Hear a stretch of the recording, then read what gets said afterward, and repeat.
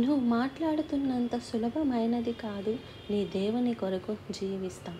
ఎంతమంది ఇక్కడ రక్షణ బడిన వారున్నారు? దేవునికి స్తోత్రమండి. మరి రక్షింపబడిన వారి జీవితాల్లో దేవుడు ఉజ్జీవం కలుగజేయాలని ఆశిస్తున్నాడు. కానీ అక్కడ పండగ జరగాలంటే మాత్రం ఇక్కడ ఎవరో హృదయము మార్చబడాలి. ఎవరో హృదయము దేవుని వైపుకు తిరగాలి. మారు మనస్సు పొందాలి. నేను నా పాపపు స్థితి నుండి ఈరోజు నేను సరి చేసుకుంటా నా జీవితము అని చెప్పే గుణం కావాలి. లేదంటే మనం ముందుకు నడవలేము. ఈరోజు దేవుడు ఎవరిని కూడా ఊరికనే తీసుకురాలేదు.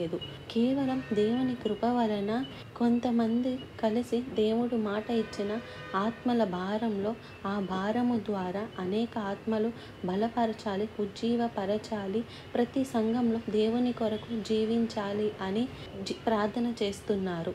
యేసుక్రీస్తు పునరుద్ధాన దినాన్ని మనం ఈ సంవత్సరం ధ్యానిస్తూ అది ఒక పండగ రూపంగా మనుష్యుడు దాన్ని ఆచరిస్తూ వచ్చిన దగ్గర నుండి ఈ 5 ఉజ్జీవ సభలు ప్రారంభించారు. రేపు లోకమంతా అనుసరిస్తారు, పండగ చేసుకుంటారు, అనేక సంఘాల్లో ఆచరిస్తూ ఉంటారు. ఏంటది? పరిశుద్ధాత్మ దిగి వచ్చిన దినము. పరిశుద్ధాత్ముడు ఈ భూలోకంలోనికి అడుగుపెట్టిన దినము. ఆ 121 మంది పైగదిలో దేవుని సన్నిధి కొరకు ఎదురు చూస్తున్నప్పుడు దేవుని ఆత్మ ఒక ధ్వని, ఒక గాలి, ఒక అగ్ని జ్వాలల వంటి పెదవులు వంటి అగ్ని వారి మీదకు దిగి వస్తుంది.